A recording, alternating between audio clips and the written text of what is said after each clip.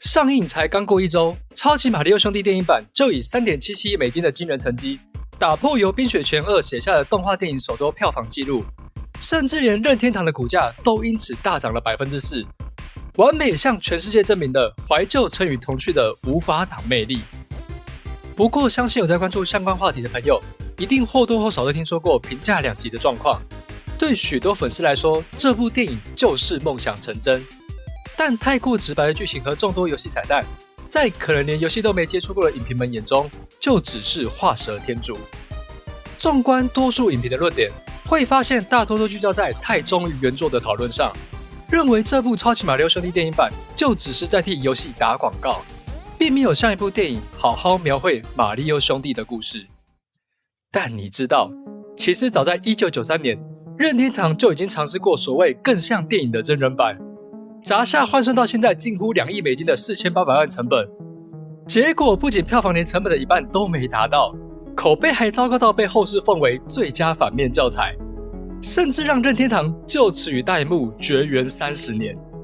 就连心想到底能烂到什么程度的我们，在好奇心驱使下重温了这部电影后，都完全不想再回忆任何的相关画面。如果你觉得真人快打、魔物猎人或是小熊维尼血与蜜已经奇葩到够毁童年和三观的话，那你或许还未真的体验过什么叫看完后怀疑人生。虽然我不知道这部电影到底是怎么被拍出来的，但合理怀疑导演一定是被自己小孩玩马里奥兄弟的声音吵到做了噩梦，然后决定把它拍出来，让全世界小朋友都不再想玩这个游戏。以下就让我们一起来见证这部邪典电影界的旷世巨作——真人版《超级马里奥兄弟》。如果你是第一次来到这里，本频道致力推广影视作品背后更多的可能性，内容包含深度点评、影剧推荐、影视趣闻，以及各种技术解析。不定期还会有超可爱猫猫彩蛋与你作伴哦。如果你也跟我们一样喜欢电影，就请订阅、按赞以及开启小铃铛。你的支持就是我们努力更新的最好动力哦。怎么样的电影才能称得上是一部好的游戏改编电影？是要忠于原作，提供原汁原味的粉丝服务，还是发挥创意，吸引非玩家的观众入坑？这是所有游戏改编电影都会面临的难题。当然，这也并没有标准的答案。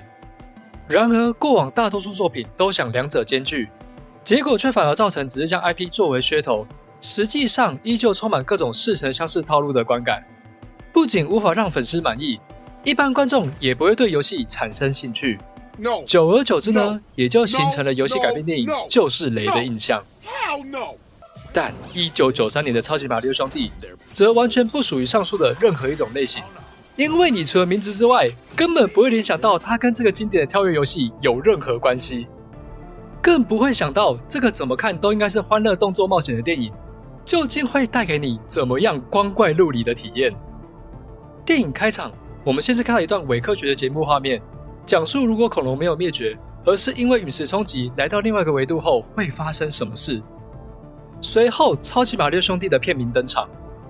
先不说这个十分有年代感的特效画面，毕竟当时连骇客任务都还没有问世，对特效有什么要求，有问题的绝对是自己。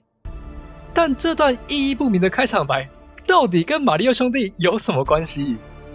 别急，让我们继续看下去。随着字卡打出20年前布鲁克林的字样，只见一个女人像是躲避着什么，在雨夜中奔跑，并将怀里的一颗金属蛋放在修道院门口后便仓皇离去。而不出预料的，修女总是在人走后才会开门。然而，真正让人想不到的还在后头。修女将金属蛋放在桌上，发现里面放的是一颗真的蛋。伴随着女子在下水道被谋害的尖叫，这颗蛋也跟着孵出一个婴儿。没错，一个人类的婴儿。Fuck this. 如果你是当年只看到电影海报就迫不及待带着5岁儿女进电影院的父母，他们现在可能已经快要哭出来了。而你也会困惑地看着电影票，心想是不是走错影厅？这才仅是开头的前5分钟。接下来时间快转到了20年后，我们的主角马里奥兄弟终于登场。和电影版一样，他们是接案为生的水管工。但截然不同的是，除了马里奥的体型和胡之外，你几乎认不出这两个人就是马里奥和路易吉。不仅没有标志性的姓名帽子和背带牛仔裤，就连个性也与游戏天差地别。马里奥变成一个总是在叮咛路易吉的老大哥，路易吉则是个冲动的恋爱脑鲁莽青年，完全和游戏中的胆小形象沾不上边。但是没关系，因为整部电影他们其实根本不重要。在简单介绍了他们之后，剧情就立刻转移到女主角黛西为了阻止开发商破坏考古遗迹，打公共电话到大学寻求帮助，恰好与车子抛锚的马里奥兄弟相遇。当你以为接下来马里奥兄弟会帮助他对抗开发商时，黛西又像是忽然失忆，还是一个天雷公动地火，完全忘了开发商威胁的最后通牒。不只答应了马里奥兄弟的晚餐邀约，还带着路易吉来到今晚就要被破坏的考古现场参观。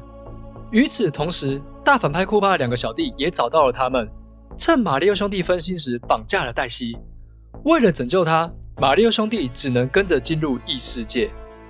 但当你又以为剧情终于要像游戏一样进入蘑菇王国展开救公主的冒险时，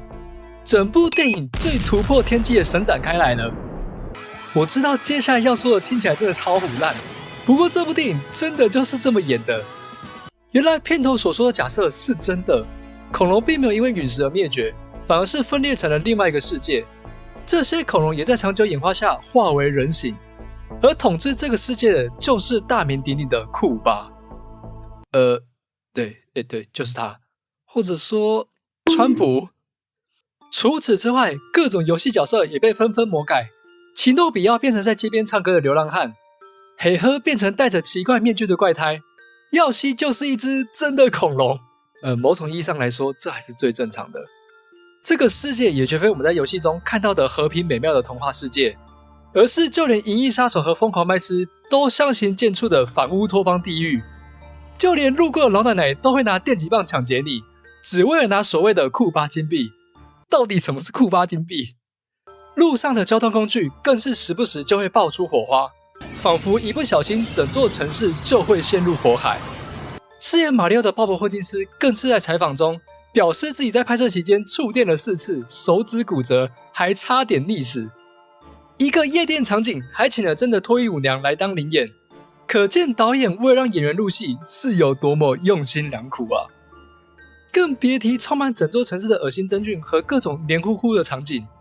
让我的鸡皮疙瘩几乎从头到尾没停过。而当你疑惑为什么一座恐龙统治的城市会有那么多真菌，接下来的画面才会让你发自内心的感到震撼。马里奥兄弟为了找寻黛西的下落，和奇诺比奥一起被抓到监狱。为了杀鸡儆猴，库巴将奇诺比奥放上一台能让生物退化的机器，然后我们就看到了以下这一幕。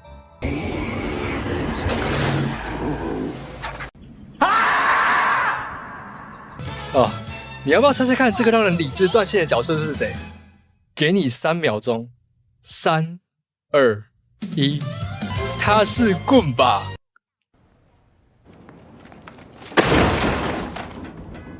所以为什么奇诺比奥退化会变成棍吧？为什么一个蘑菇退化会变成恐龙？这部电影到底是怎么通过审核的？我又是为什么会在这里继续受苦？总而言之，库巴之所以绑架黛西，是为了拿到一块陨石碎片，好让他可以合并2个世界，成为真正意义上的统治者。开头时的那个婴儿就是黛西，而正当我以为黛西也是跟库巴一样是个恐龙人时，导演却又再次刷新了我对物种的认知。原来黛西的父亲才是这座城市的真正统治者，他是由真菌演化而成，现在被库巴变成了这个鬼样子。说真的，我在看《异形》的时候都没有如此深切的恐惧，而更可怕的是，你在看电影的时候完全可以感觉到，他们并不像小熊维尼选女蜜一样知道自己是在恶搞，而是十分认真的认为自己是在拍一部正经的电影。虽然这么说有些夸张，但这真的不是氪了多少的问题，而是需要去做精神的鉴定了。结尾也可想而知，是马里奥兄弟联手打败了库巴，拯救2个世界。但我看到后面几乎已经完全断片，不是不想思考，而是大脑自动开启了保护机制，否则我很可能就会就此迷失在逻辑的漩涡之中。因为这部电影不只充斥了各种妖魔鬼怪，角色的行为更是毫无常理可言。举个例子，当靠轨机快要被水淹没时，黛西提醒慌张的路易吉他水管工的身份。你知道他接下来做什么吗？没错，抛下大水回家找哥哥。先不提他有没有能力处理这个问题，但这样的水量，你们能逃走都算幸运了，还回去是想一起殉情吗？许多角色的存在更是莫名其妙，像是前半段的开发商，还有忽然出现抢了陨石碎片之后又像是被闪电打到一样爱上马里奥的女战士，还有想说到丑角却让人尴尬到白眼翻到头顶的库巴亲戚，